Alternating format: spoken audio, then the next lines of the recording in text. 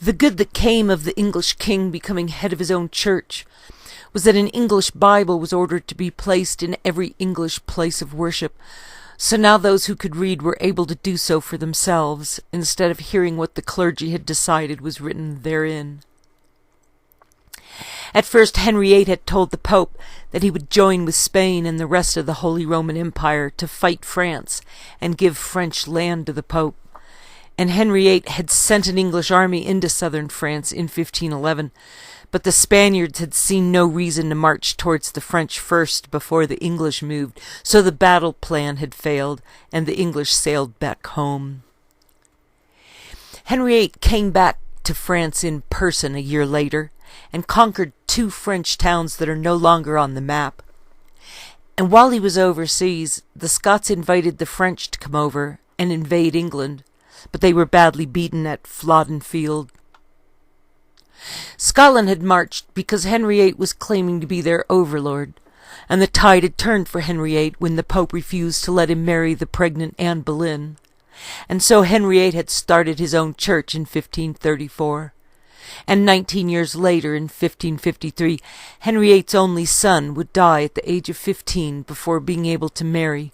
the 10-year-old Mary Queen of Scots.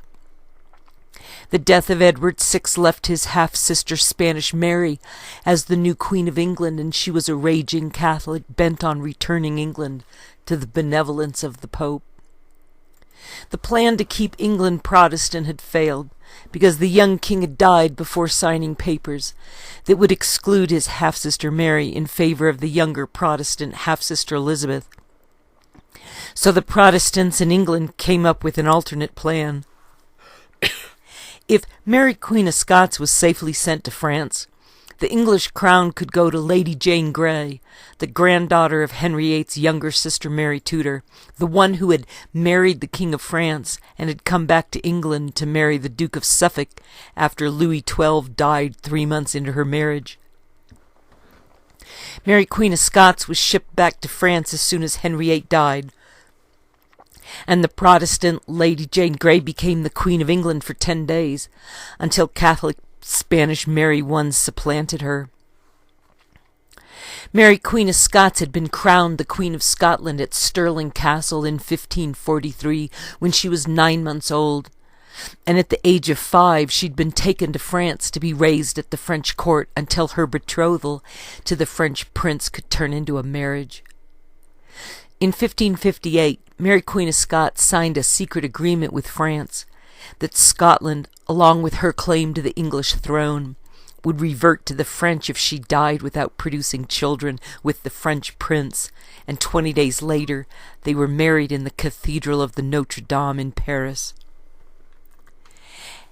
Henry VIII had excluded the Stuarts from succession, but Catholics considered his daughter Elizabeth I to be illegitimate, and the downside of Henry VIII having founded his Protestant Church of England and making the Bible available in English to all members of his Episcopal Church was that the English, having read the Holy Bible for themselves, were now that much less willing to return to Catholicism. Yet Henry VIII's Spanish daughter Mary I would do her damnedest to thrust it back upon them. The French had been offended to see Mary Queen of Scots forcibly married to a child, she at the age of 16 while he was 15, and in 1560 her husband soon died at the age of 17 of a middle ear infection after having been the King of France for 17 months, and his 10-year-old brother was made the King of France while Mary went home to Scotland. When the Spanish Mary I became queen, Lady Jane Grey's promoter was beheaded, and the Pope's ministers were welcomed back into England, and all laws passed by Henry VIII against the Catholic Church were thrown out, and Spain was thrilled. Lady Jane Grey, her husband, her father, her uncle, and her best friend were sent to the Tower and beheaded, and they hanged 100 commoners just for good measure. And then they sent Anne Boleyn's daughter, the Princess Elizabeth, to the Tower too. Spanish Mary I burned hundreds of English Protestants in an attempt to gather them back into the Catholic fold, and killing Protestants gave her the title of Bloody Mary.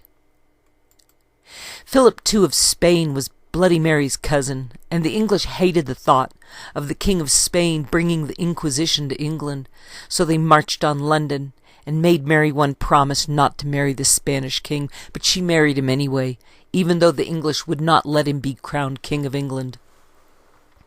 Philip and Bloody Mary produced no children, and in only 5 years she sickened and died at the age of 42. And Elizabeth I was crowned in 1558, the second ever Queen of England. Mary I had started burning English churchmen at the stake for refusing to say that the communion bread was the actual body of Jesus Christ. And then she declared war on France, who was no match for the combined armies of England and Spain.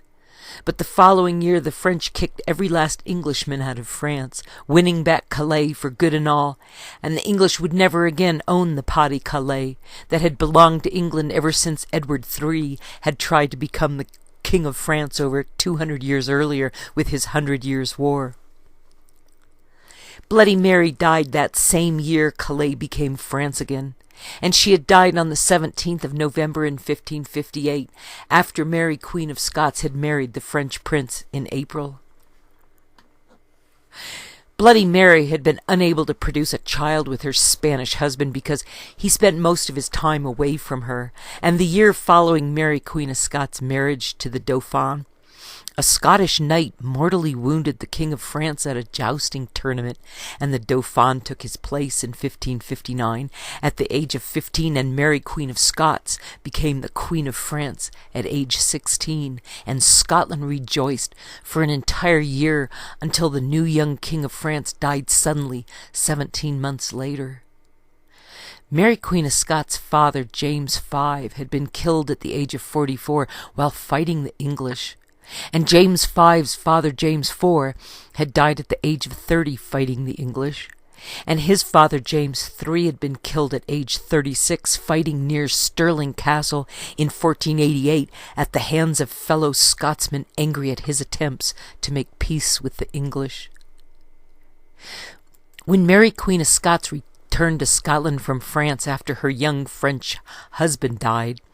she married her Scottish cousin Lord Darnley, who was next in line for the English throne after herself, and Darnley's maternal grandmother was Henry VII's sister, who had married the Scottish James IV. And Mary Queen of Scots' paternal grandfather was married to Darnley's grandmother, so Mary Queen of Scots' son with Darnley would succeed to the English throne when Elizabeth I had no children, so Elizabeth I had been called the Virgin Queen. The baby James would be Mary Queen of Scots' only child, and he would go on to become the first King James of England in 1603, while he was also James VI of Scotland, so he was James VI, and his father had been murdered before James VI was a year old. James's mother, Mary Queen of Scots, married the man everyone assumed had murdered her husband, Darnley. So Mary Queen of Scots was forced to abdicate the throne of Scotland to her baby son, and she was put in prison and never saw him again. James VI had been baptized at Stirling Castle, but then taken away to be raised as a Protestant, and he would have the Bible translated from its original languages that would become the King James Bible. And King James VI's Bible was decoded directly from the original Greek and Hebrew script, so ordinary people could determine for themselves what all the fighting was about. James VI called himself the King of Great Britain for the first time, even though the legal people told him not to. And James VI's eldest son would die of typhoid fever at age 18, and his younger son would become the Charles I, who would lose his head for being a closet Catholic. After Lord Darnley was murdered in 1567, the Catholics spent the next 20 years plotting against Elizabeth I, and they used Mary Queen of Scots and her French friends as foils, pitting Catholic Spain against Protestant England. And in 1572, when the plotters were hoping to marry Mary Queen of Scots to a Catholic English duke,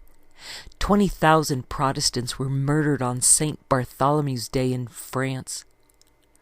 Elizabeth I finally put a stop to the Catholic schemes in 1587 by putting an end to Mary Queen of Scots, but only because the Spanish Armada had been preparing to invade England. The massacre on St. Bartholomew's Day set a new standard for horror in civil guerrilla warfare, and when the Bourbon king had terrified everyone by switching from being Protestant to Catholic, he then surprised them with the Edict of Nantes, that gave the French permission to freely follow their own choice of religion. The good French people had settled on toleration long before, when Henry VIII had declared war on Scotland to force Mary Queen of Scots to marry Henry VIII's son Edward VI. And Edward VI was supposed to have forced Scotland to become Protestant, and instead, when Henry VIII's eldest child, Bloody Mary, had insisted on forcing Roman Catholicism on France, rather than working with their more liberal version of popery, Bloody Mary had lost the last piece of Europe on the main continent that would condemn England to remain an island forever. The French peasants embraced the Edict of Nantes, in 1598 in the wake of Bloody Mary, and the Edict of Nantes was made 11 years after Elizabeth I had Mary Queen of Scots executed for a purported plot with the French to put a Catholic back on the throne of England. Despite failing to solve the wars of religion during Edward VI's short reign, the Vagrant Act had been passed, allowing vagrants to be branded with a V on their forehead and made a slave for 2 years if they were found penniless and not working. But there had been no work to be had, and few English had any money. So when Elizabeth I became queen, she not only made up for all the horror Bloody Mary had caused, but Elizabeth I proved that a Protestant business model was superior to a Catholic economy. Elizabeth I would be queen for 45 years, and Holland and Belgium asked her to kick out the Catholic Spanish and offered to make her their own queen if she did, but Elizabeth only sent them troops and money. When the English troops failed to beat the Spanish in Belgium, Elizabeth I solicited the Moslem Turks to help her fight the Pope, and in 1588 the Spanish Armada sailed with 130 ships to England to get the Protestant Elizabeth I off the throne of England because, according to the Holy Roman Empire, Henry VIII had never officially divorced Catherine, and that meant Elizabeth I was illegitimate. The Holy Roman Empire of Habsburg, Spain, and Austria wanted to stop Elizabeth's sea dogs and their Protestant friends in Holland from raiding Catholic Dutch ships. And they wanted Elizabeth's Catholic cousin, Mary Queen of Scots, on the throne of England instead of Elizabeth I, so Elizabeth had Mary Queen of Scots put in prison and finally beheaded in 1587. Elizabeth sent her sea dogs to help the Protestants in Holland fight the Catholics, while the Pope in Rome had supported the Spanish Armada's mission. And when the Spaniards anchored off Calais in 1588, not far from Dunkirk, the English sent burning ships towards the Spanish fleet, who cut their anchor ropes to flee, and these ships would soon be wrecked by storms off the shores of Ireland and Scotland for want of having anchors. After the Spanish Armada was destroyed, there would be no more Spanish ships laden with gold coming from the Americas for the British sea dogs to board and plunder. The united Spanish-Austrian Habsburg Holy Roman Empire had thrived with their treasure ships returning from the New World, laden with gold and silver, bringing the treasure into the ports of Spain and into the Austrian port of Trieste. The Holy Roman Emperor, when Martin Luther had come along in 1517, was the King of Spain Charles V, whose father was from Austria. And Martin Luther had been condemned at the Diet of Worms in 1521, but his message had already galvanized Europe forever. Henry VIII and the King of France had both put themselves forward as candidates to be the next Holy Roman Emperor, but Charles V had been elected in 1519 because he had the most money, and his hereditary possessions included America and Holland and Austria and Belgium and Naples. The extent of his possessions was reflected in the languages he used. I speak Spanish to God, Italian to women, French to men, and German to my horse. Western Civilization, comprehensive volume by Jackson J. Spielvogel, Minneapolis, St. Paul, West Publishing Company, 1991-1997, page 466.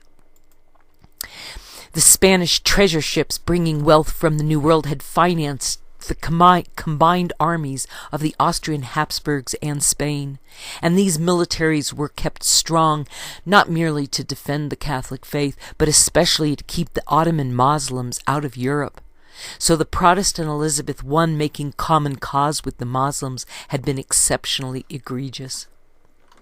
Spain had become the richest country in the world, while Martin Luther's new religion was causing great trouble for Germany and England and Belgium. And because of Martin Luther, Spanish ships bearing gold and silver were plagued by Protestant, English, and Dutch pirates. Martin Luther had nailed his anti-Catholic thesis to the door of the All Saints' Church on Halloween, and every good Catholic knew exactly what that meant. The Spanish Armada had been built to stop piracy wherever it was found on God's wide oceans, and the Spanish king also wanted revenge for the death of Mary, Queen of Scots, to whom he was related by marriage. But Spain would be unable to replace the loss of the Spanish Armada, and with its destruction, Elizabeth I could set her sea dogs loose to freely trade with Turkey. These sea dogs began sailing to and from India, and in 1595 Sir Walter Raleigh sailed for North America to start a colony he called Virginia after his Virgin Queen. But it would fail, and before Elizabeth I died in 1603, Shakespeare wrote a play praising her, and the Henry VIII play was written specifically to make Elizabeth I feel better about the circumstances of her birth. Shakespeare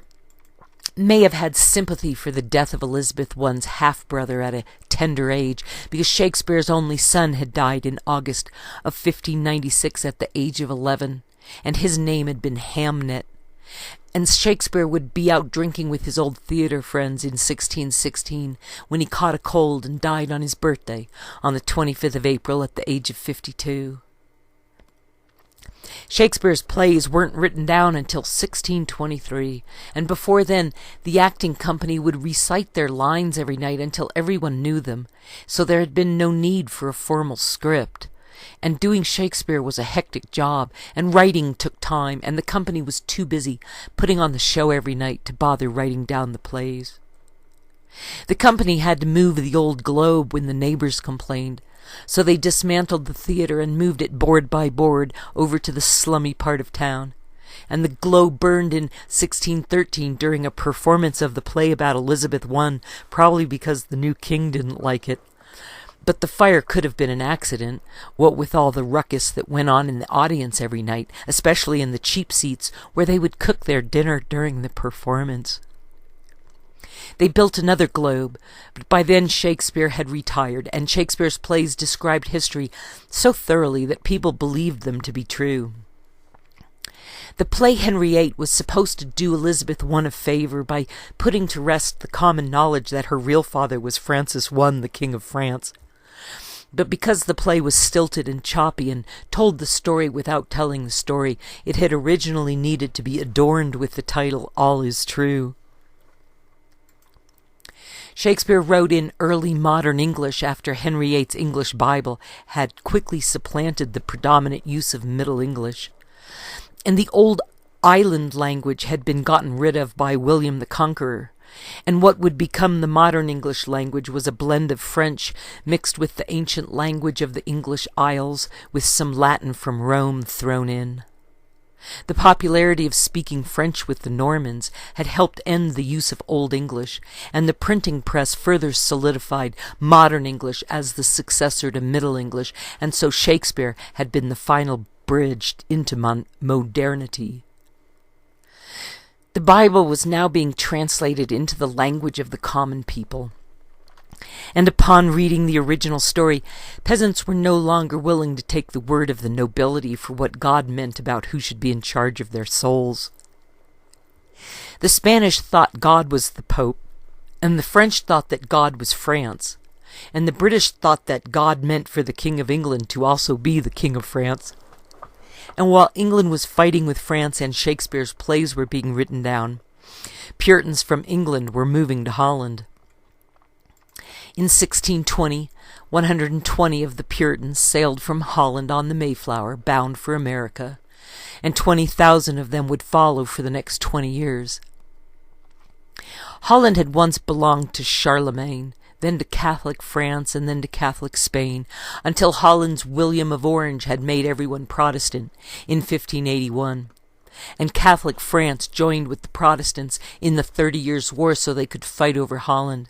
And after 30 years of war, southern Holland was Spanish Catholic, and northern Holland was Protestant in 1648. With their neighbor across the channel all settled in for some peace, the English Parliament decided it was time to kill their Catholic king, which the common English accepted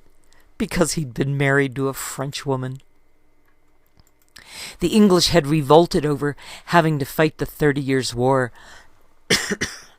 and the English Civil War broke out from 1642 to 1651,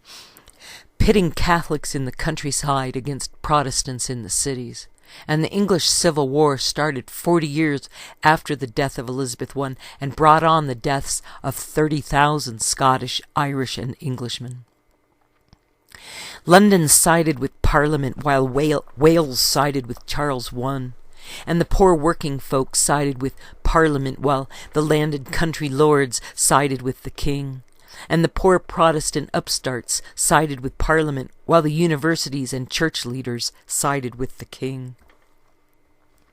The English slew each other for 9 years in door-to-door factional fighting, and the Scots didn't want to take either side but were willing to help Charles I as long as he paid them. And when Charles I became desperate for funds, the Scots sold him to Parliament, who sentenced the king to death, while mercenaries waited outside the chambers to murder those who would not sign, and threatened to murder their families too. Parliament killed their king as soon as the 30 Years' War had ended, and the English army helped Parliament execute the king in 1649 by beheading him right outside the dining room windows of Whitehall. The killing of the Catholic king turned England into a commonwealth for 10 years, until the beheaded Charles I's son became the king as Charles II, even though he was a closet Catholic. So Charles II pretended he wasn't a Catholic by going around England attending Protestant services, but he remained a Catholic at heart. James VI had married Anne of Denmark-Hanover, and their eldest son was named Henry after Lord Darnley, and he'd been born at Stirling Castle and died at the age of 18 of typhoid fever. So James VI's second son, Charles I, had become king in 1625. At some unknown time, Charles I's mother, Anne, had converted to Catholicism, and someone had been caught bringing her a rosary from the Pope and was locked in the Tower for 10 months. And then Charles I married a Catholic French woman who couldn't speak English, and she would have 6 children who lived and 3 who died, and their eldest was Charles II, who would become the King of England after Parliament killed his father. The Dutch refused to sail up the Thames to help London kill its king, so Parliament declared war on Holland in 1652, a little over 3 years after they murdered their King Charles I. And when Parliament had been casting about for someone to put on the throne rather than Charles II, The Scots crowned Charles II as the new King of Scotland at Scone Abbey in 1651, and Charles II gathered arms and marched with the Scots into England, but they were defeated at the Battle of Worcester that September, and that would be the final battle of the English Civil War. At Worcester, most of Charles II's soldiers had been Scottish, and the enemy had found out all of Charles II's plans, and the enemy were able to build 2 pontoon bridges across a river so they could encircle Charles II and his Scots, and the enemy held all the other bridges Charles II could have retreated across, and they garrisoned all the towns and roads along his line of retreat. After being surrounded, Charles II had to surrender, and his captured soldiers were forced to fight on the other side for the enemy. And when 8,000 of them refused, they were deported to New England and to the West Indies to work as indentured slaves.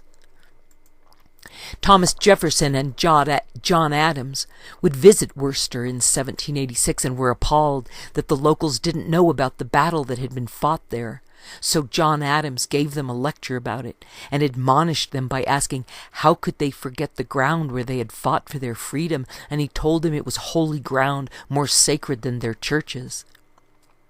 A turning point in the Battle of Worcester had been when the enemy seized an important fort and turned its big guns against Charles II's soldiers, and the Battle of Sedan would be a repeat of Worcester when Bismarck beat the French at Metz in 1870, and that victory marked the beginning of the Second Reich. At Metz, Bismarck had captured the French commander using the same tactics as the Battle of Worcester, after which all of France had immediately surrendered.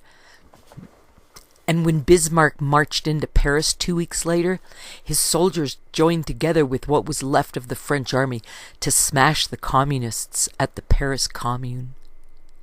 The French army had surrendered 84,000 soldiers to the Prussians at Sedan on the 1st of September in 1870, and the new Prussian state then controlled the Baltic Sea while Britain retained suzerainty over Hanover. The Battle of the Bulge in 1944 would be a repeat of both these battles of Worcester and Sedan,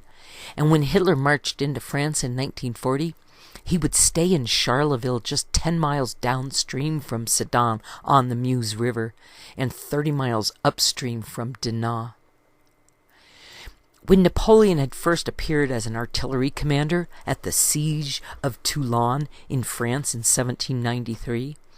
he beat the British and their allies from the 18th of September to the 17th of December, and after 2 decades of Napoleonic wars, the French had finally been defeated militarily at Waterloo, but Napoleon's communist ideas would percolate throughout Europe for the next 35 years until that communist crusade brought on the Year of Revolutions in 1848, and acquiescence to the mobs would culminate 70 years later in the overthrow of Russia in 1917, seen as a victory of the common man over the nobility rather than any progressive gains for the working class. After the Battle of Worcester in the English Civil War, Catholic at heart Charles II had escaped to Normandy, and he remained in exile in France and Holland and Belgium for 10 years, hoping to invade England to get his throne back from Parliament, but it had gotten complicated because the army that Parliament had raised against him grew stronger than Parliament itself, and after defeating Charles II's supporters, the problem for Parliament was how to get power back from the army. While Charles II was in exile across the Channel from England, the British bested the Dutch fleet in February at the Battle of Portland in 1653, and after they beat what was left of the Dutch fleet at Texel on the 3rd of June, the North Sea would be ruled by the Royal Navy as the prosperity of Holland declined. The problem with the Dutch was that they'd been building ships for trade rather than for war, and with the English in control of the Channel, it was more difficult for the Austrian Holy Roman Emperor to send help to Charles II by sea, and the land routes from Austria to the Netherlands had been severed in the 30 Years' War. Britain had been using Belgium as a battlefield to fight with France for centuries, and as soon as the British Parliament had chased Charles II out of England, they passed the Act of Settlement in 1653 that took land away from Catholics and gave those estates to Protestants, and Catholics became tenants while Protestants became landlords, and this redistribution of land was done mainly to make work for the soldiers hired by Parliament to get rid of Charles II. Catholic at heart, Charles II fought the Battle of the Dunes on the 14th of June in 1658, after which the Scots marched on London to demand that elections be held to get new people into the Parliament to replace those who had forced Charles II to flee. And in exchange for putting Charles II back on the throne, the new Parliament said that all his enemies should be forgiven for killing his father, except for 9 of the ringleaders, and these would be executed in public, even though they had to dig up 3 of them from their graves to properly execute them. The Battle of the Dunes in 1658 was also called the Battle of Dunkirk, and Dunkirk was a Dutch word that meant the church in the dunes. And the British would try to recreate the Battle of the Dunes in 1917 with an idea Winston Churchill came up with while he was planning Gallipoli. This time in the Great War, the Battle of the Dunes would have the British landing at Dunkirk, concealed by 80 boats burning 50 tons of phosphorus, and it was planned as Operation Hush, but the landing at the dunes had to be postponed when the Battle of Arras failed. Monty had been there that day at Arras and had gotten shot by a sniper inland from Dunkirk. And another day he would get hit in the knee. And Operation Hush was tried again during the Third Battle of Ypres, while Hitler was on the other side fighting for Germany. This second time, with the recreation of the Battle of the Dunes, the British at Dunkirk faced the Germans' Long Max gun that was a cousin of the Big Bertha, and the Long Max fired on the dunes from 30 miles away as the British were unloading 3 parties and their 200 bicycles and 3 motorcycles each. To stop Operation Hush, the Germans named their end of it Strandfest, or Operation Beach Party, and they used poison gas for the first time, and they used flamethrowers, and the British suffered 75% casualties. After the Battle of the Dunes in 1658, Dublin again declared Charles II king on the 14th of May in 1660, and Charles II left from Europe to return to England the following week, and he was 30 years old and would make many good reforms for England despite the ongoing stubborn resistance from Parliament. Charles II sold Dunkirk to France in 1662 for a large sum of money, and the French fortified it against the English. But the Treaty of Utrecht in 1713 made the French demolish all the forts, and Dunkirk would be completely destroyed by the RAF on the final day of Hitler's war.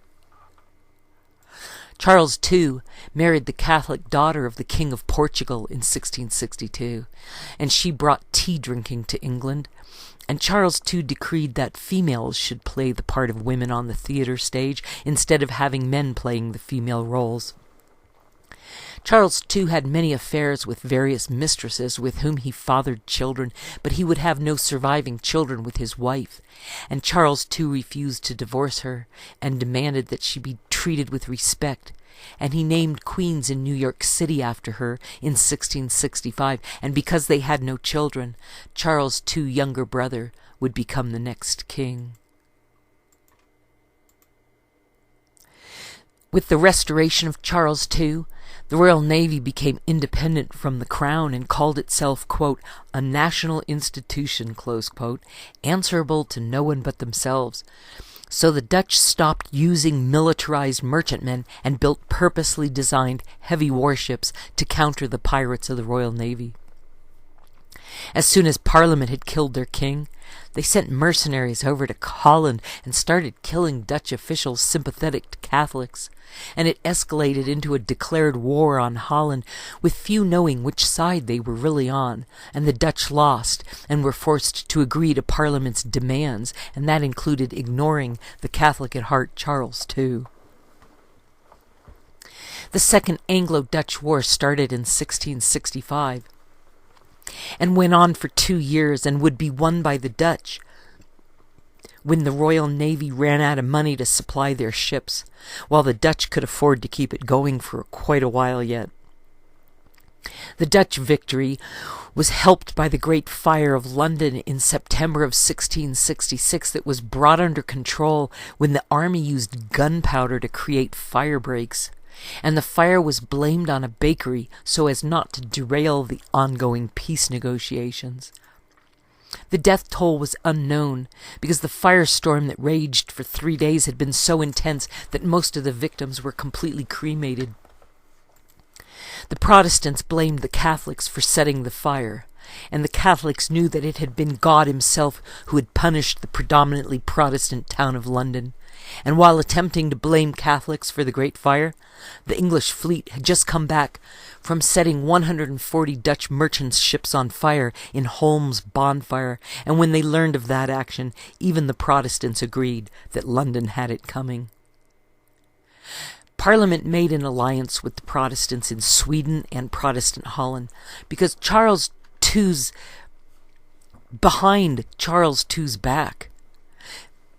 Parliament made an alliance with Protestant Sweden and Protestant Holland behind Charles II's back that gave the Royal Navy permission to protect Holland from the Catholic French. And when the Swedes joined in, Louis XIV signed the Treaty of Aachen in 1668 because he didn't want any Swedish or Norwegian Vikings landing in France. Without that Swedish threat, Louis XIV would not have signed the Aachen Treaty because it was obvious that a cabal just wanted to get control of Holland to use as a base for continuing their war against France in hopes of regaining the title of King of France for the English king, just because Ethelred the Unready had married the daughter of the Duke of Normandy way back when.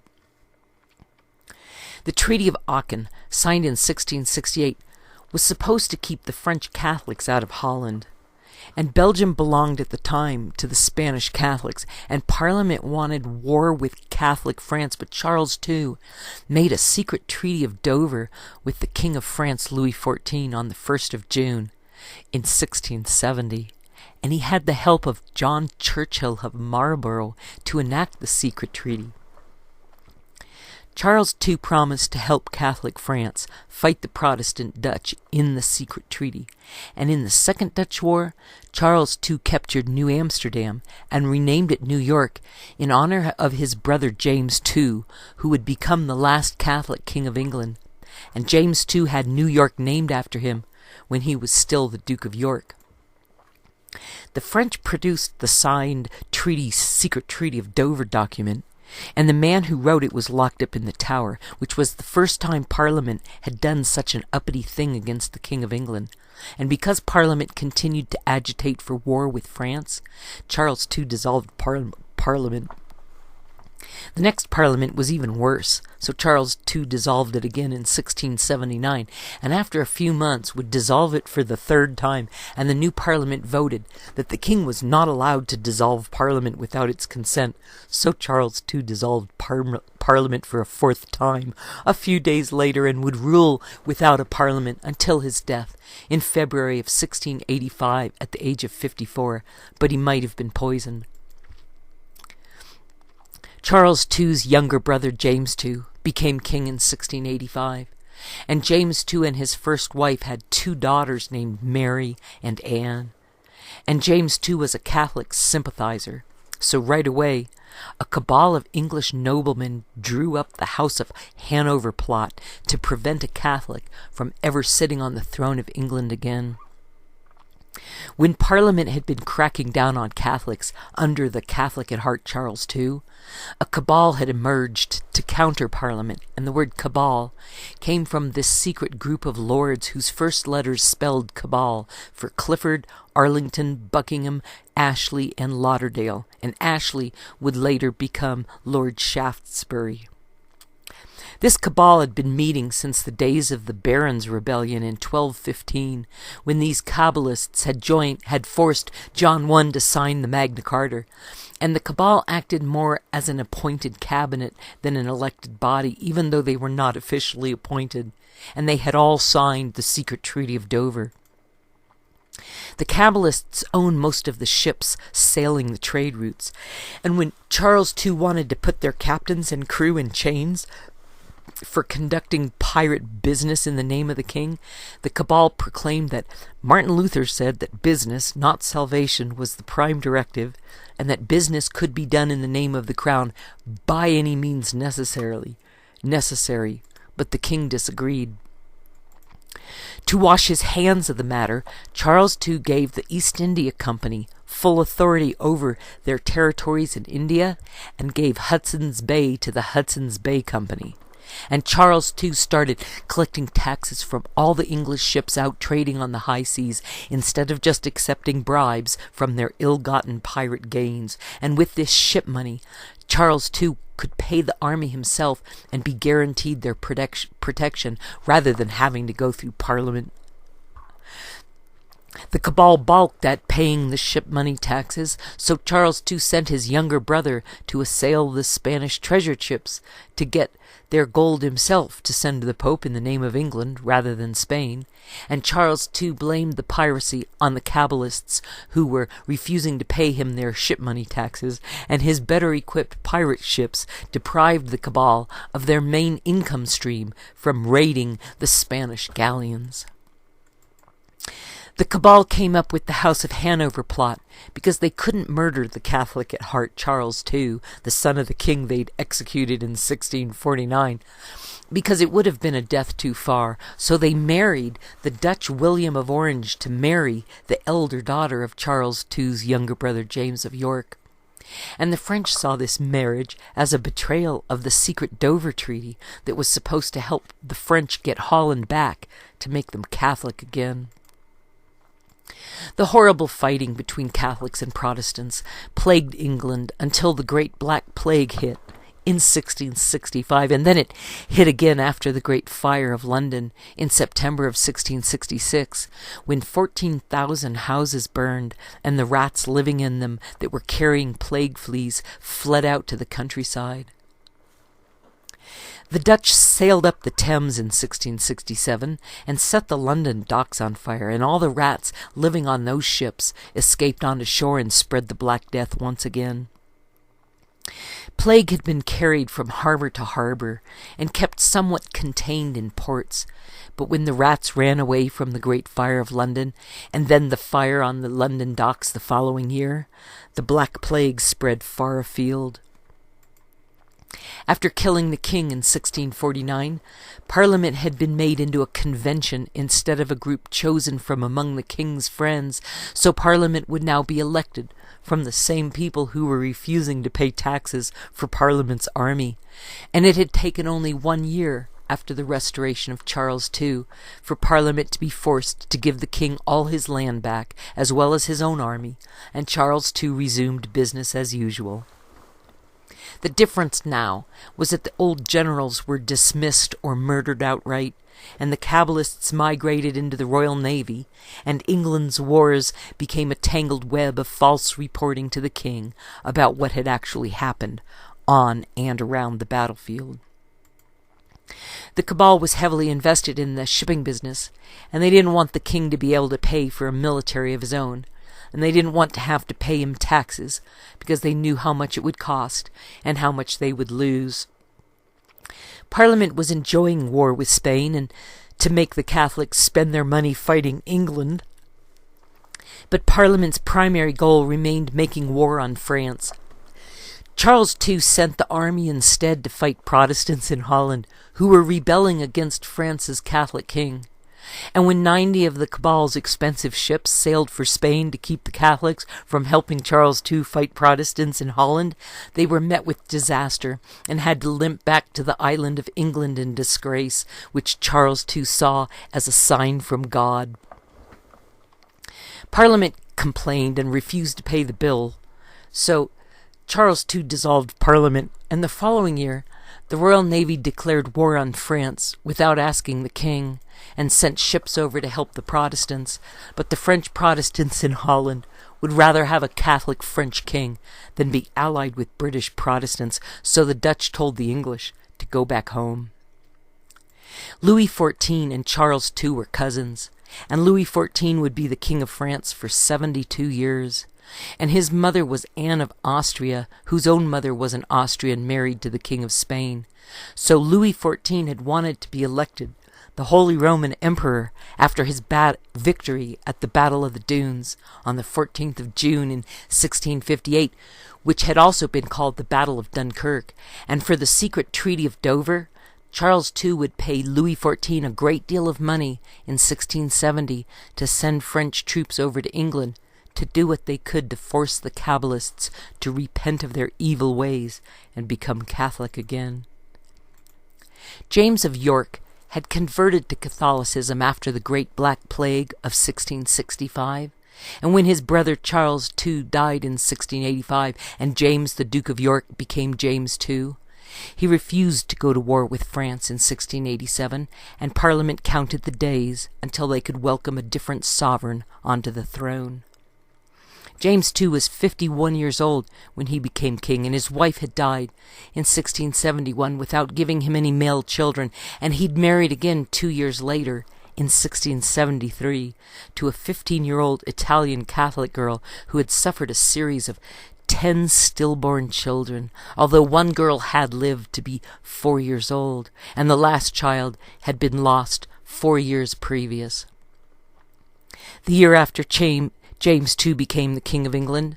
Parliament held its breath when James II's young Italian wife bore him a son in June of 1688, and that meant the next in line for the English throne would be a Catholic. So Parliament started a rumor that the baby was not actually his, but had been placed in the cradle, another supposititious child, and this boy would be called the Great Pretender.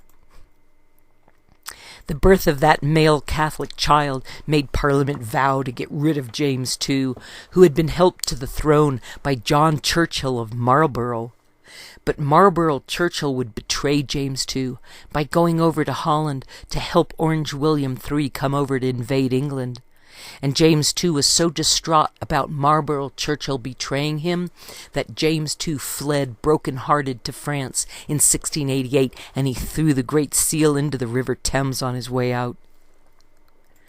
For many years, English people had been disenfranchised and ostracized or murdered outright, secretly and in public, to free England from Catholics and their Pope. And the struggle was bitter because it became a question of loyalty to either the king or to the cabal or to Parliament, and Charles II had proclaimed his royal declaration of indulgence in 1672 to get the Protestants and the Catholics to stop fighting, but Parliament fought him over it and voted for their own Test Act in 1674 that made all parliamentarians swear they were not Catholics and required that they declare in public that the communion wafer was not the actual living body of Christ. The Great Pretender was both a Catholic and a friend of France, and in November of 1688, the Dutch Prince William of Orange landed in England with an army, and James II fled. William of Orange had been married to James II's oldest daughter, Mary, and William and Mary were crowned as co-rulers and immediately declared war on France, which would last for 8 years, and Mary would die of smallpox before it was over, and William passed in 1702, at which time James II's second daughter, Anne, became queen. The Protestants had let James II go into exile because killing him would have made him into a martyr,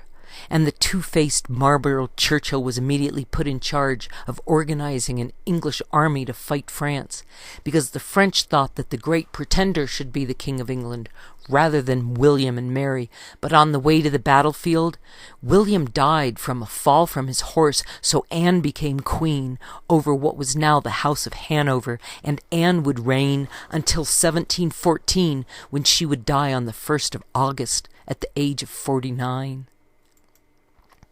Queen Anne had been married to George of Denmark Hanover, but none of Anne's 17 children would survive her, and the Act of Settlement overrode the Great Pretender and decreed that the son of Mary Queen of Scots, James VI, the first Scottish King of England, would now be the line of descent for the crown of England. James VI's daughter had a daughter who gave birth to a son in 1660 in Hanover in the Holy Roman Empire, and this son born in 1660 was George I of the Duchy of Brunswick-Lüneburg of Hanover, and he became the first English king from the new House of Hanover when he assumed the throne in 1714 as the son of the granddaughter of James VI as soon as Queen Anne was dead. George I also became the first king of Great Britain, so the English became British, and the powers that be were more than glad to have a fresh infusion of healthy German blood into the weak English line of infertile sovereigns. George I would sit on the throne for 12 years, and his son George II would be king for 33 years. And George II's grandson, George III, followed George II to wear the crown for 59 years, and he would lose the American colonies for Britain. The House of Hanover had gone to war with Spain as soon as Anne was seated as queen, and they took Gibraltar away from the Catholic Spanish. But public sentiment turned against the war by 1710, so the Treaty of Utrecht was signed in Holland in 1713 that was a separate peace, giving the British the sole right to import African slaves to America for 30 years, called Asiento.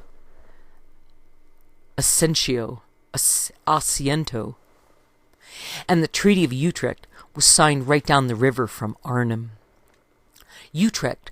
was where the Orange William had built a castle for his English Queen Mary that still stands, now called the Castle of Sleeping Beauty. And Utrecht was 20 miles away from where the Rhine and the Meuse come together. And as the Treaty of Utrecht forced France to recognize the House of Hanover, the British could now stand up to the Pope to claim that Frederick the Great had the right to take away land promised to Maria Theresa by the Pope, namely Silesia. The reason behind giving Maria Theresa's land to Frederick the Great was so Prussia would help defend the British in Hanover from the French. And that would become the cause of the 7 Years' War 43 years later, also called the French and Indian Wars in America, and George II would be the last British monarch born in northern Germany. The 7 Years' War was fought under George II, and his father George I had been a German who spoke no English, and George I had been married in 1682 to a rich German woman, and their son George II was born the following year. With new German blood strengthening the sickly royal line, the cabal had hatched the House of Hanover by opening the Bank of England in 1694.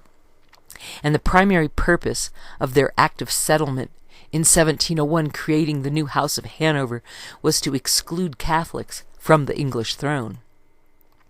When the Act of Settlement recognized the beloved Scottish Princess Sophia and her descendants, the British rulers would now be allowed to wear the crown because they were Protestants, with daughters having precedence over uncles.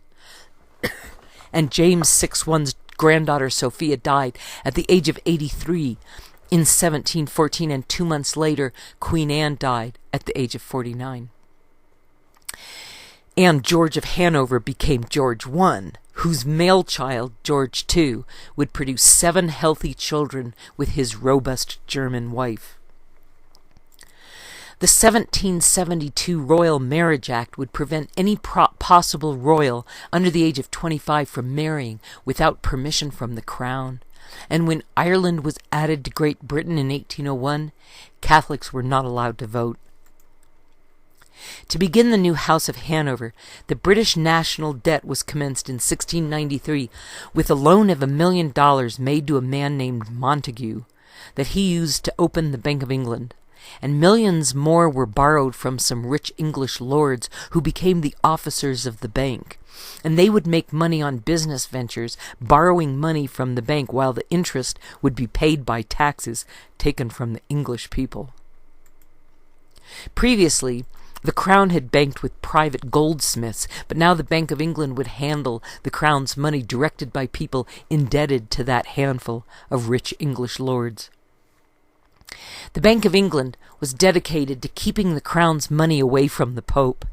And after the Act of Settlement creating the new House of Hanover, Britain went to war with Spain in 1717 for 11 years to enforce the Treaty of Utrecht that had resulted from the separate peace when the British abandoned their Dutch and Austrian allies on the battlefield.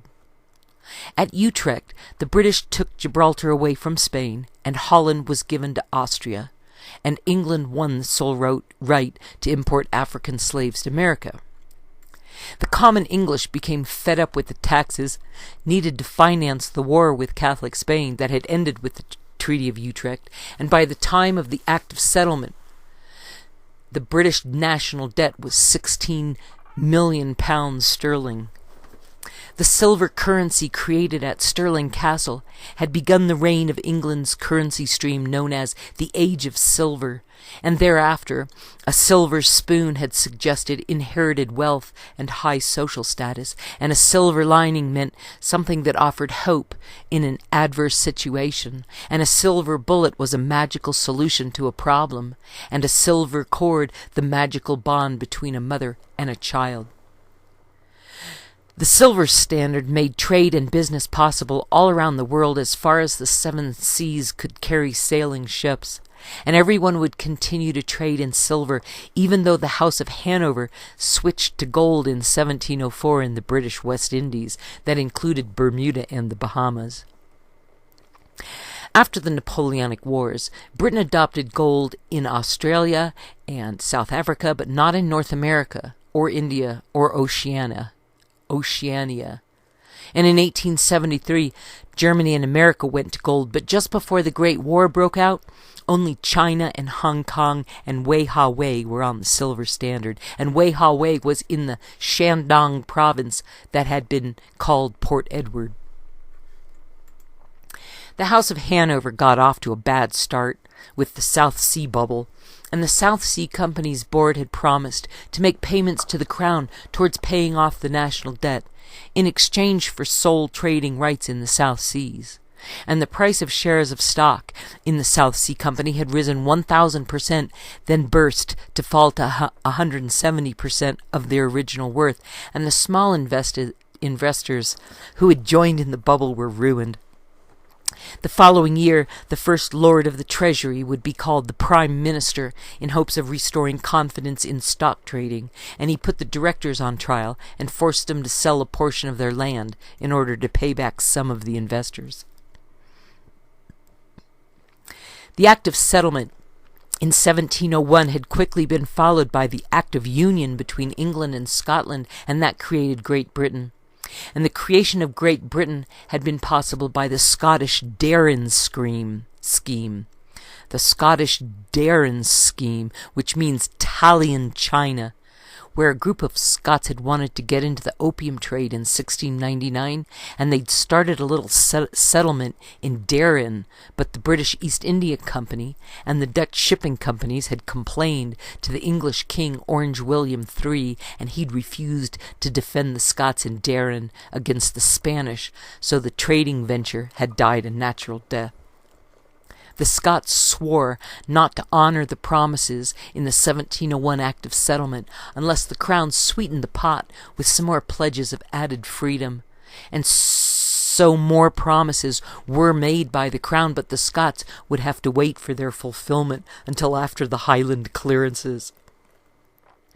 As soon as George I was seated in the new House of Hanover, he signed the Riot Act in 1716 that said that no more than 12 people could gather together for more than an hour under threat of jail or worse, and jail was bad enough. And they also passed a law letting Parliament avoid elections for 7 years because there was too much rioting, especially from the Scots. As Britain was announcing the Act of Settlement, Russia surprised everyone by marching into Poland and Denmark and Upper Saxony in 1721 to kick the Swedes back into Sweden. And the Royal Navy had agreed not to interfere if Russia allowed the House of Hanover a presence in Silesia so they could sail up the Vistula River unmolested to reach properties owned by the cabal. Poland's monarchy had ended in 1572, when they refused to let a girl child ascend to the throne, and thereafter Poland had elected only kings. And when Augustus II of Saxony interfered in the agreement with Peter the Great about Silesia in the war between Russia and Sweden, Poland would be partitioned by Prussia, Austria, and Russia in 1772, except for Silesia that remained under the auspices of the House of Hanover. Poland would be made separate again at the Congress of Vienna in 1814, but remained under Russian authority, and that veneer of independence would vanish in 1832. When the Hanoverian George II became the King of Great Britain in 1727, the national debt was no longer being buttressed by the South Sea Company, so the Treasury's Prime Minister put a severe tax on trade, and anything coming in or out of England was charged a tax, and then when it sold in England, it was taxed again, and the English rioted and freed smugglers from jail and hung agents of the Crown in the public square. To get even with his subjects, George II declared war on Spain, claiming that English trade to America was escaping the tax by unloading ships in American ports that were owned by Spain, and he accused Spanish pirates of stealing from English pirates. This war of 1739 was called the War of Jenkins' Ear because an English sea captain named Jenkins told Parliament that his ear had been cut off by Spanish pirates. And the British lost this war, which had gone on for 3 years, and so they set up Maria Theresa's war following the obvious British defeat in 1742, and Parliament forced the Prime Minister to resign for wanting to make peace with Spain. In Maria Theresa's war, Spain would lose against the combined warships of England, Holland, and Austria, and Spain's ally was France, along with Prussia's Frederick the Great. Maria Theresa's war was because the Austrian Habsburg Holy Roman Empire was in danger of coming to an end in 1740 because only a girl child, Maria Theresa, was left to succeed to the Austrian throne, but only males could become the Holy Roman Emperor, so Europe went to war over the Austrian succession.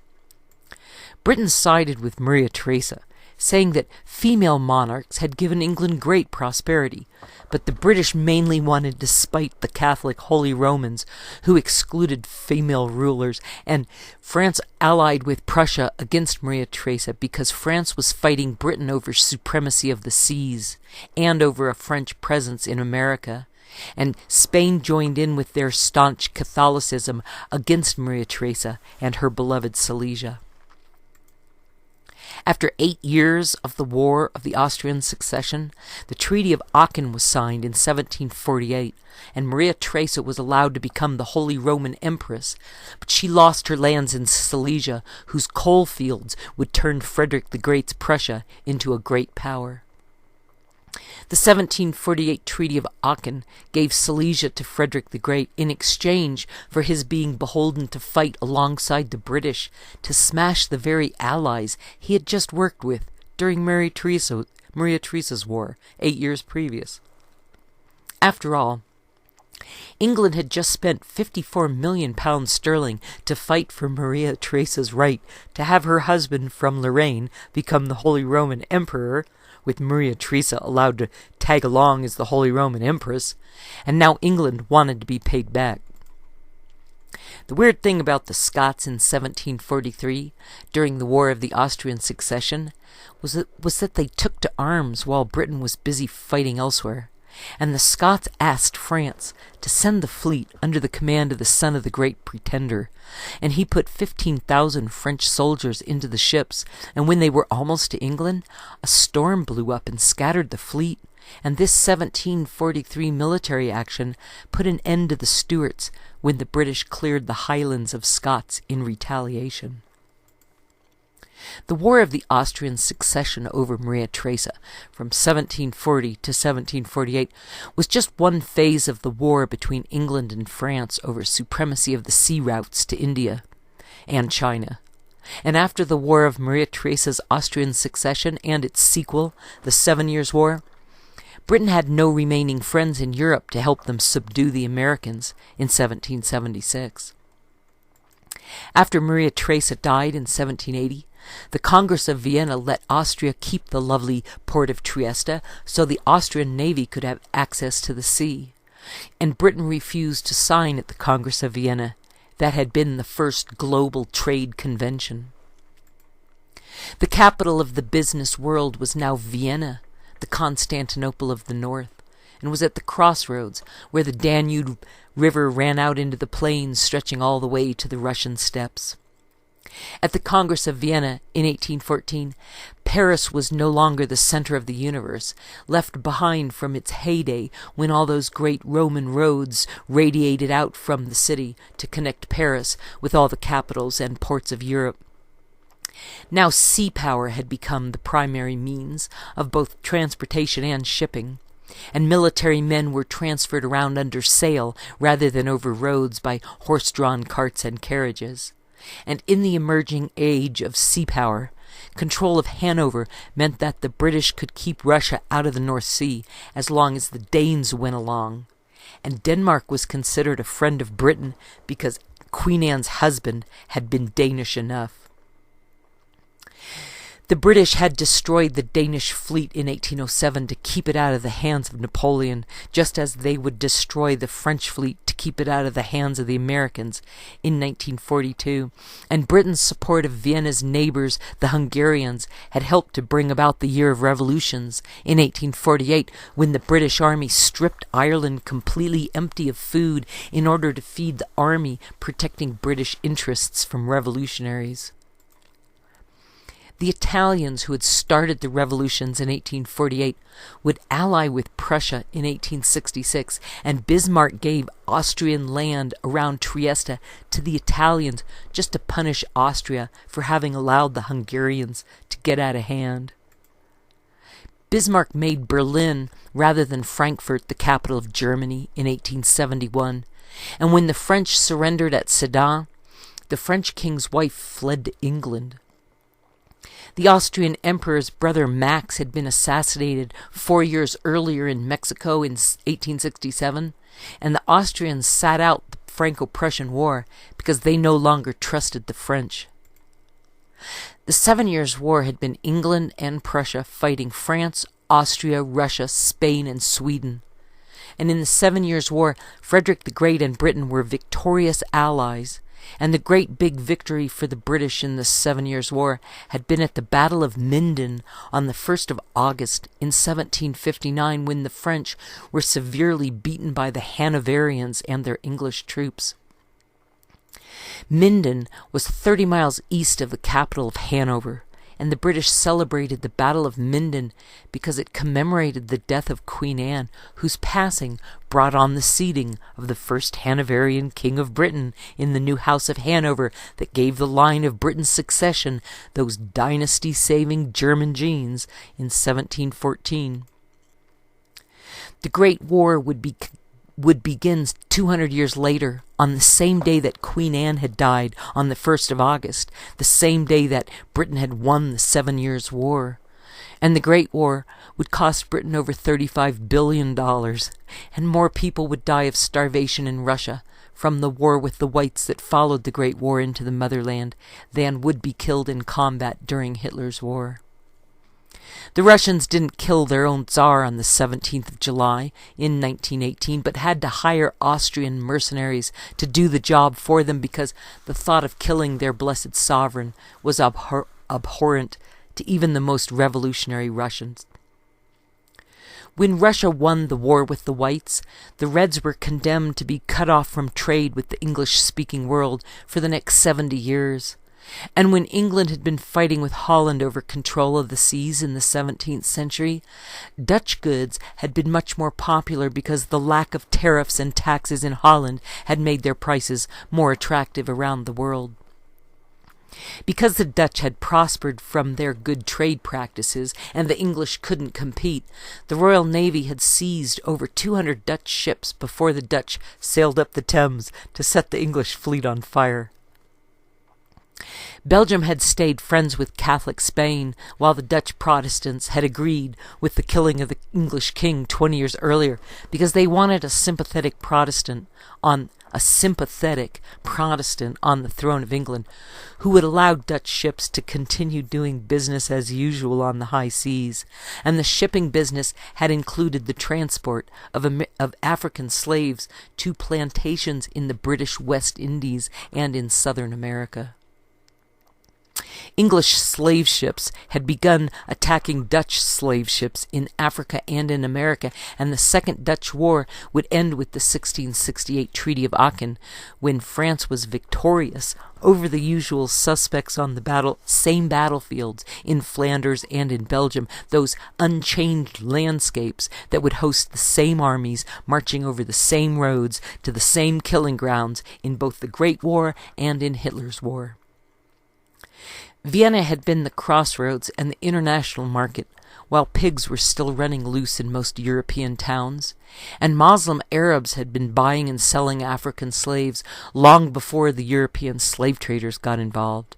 And when the Ottoman Turks gave Constantinople up completely to the Muslims in 1453, the radical Islamists had been able to take over Constantinople because Turkey had been weakened by the Crusades.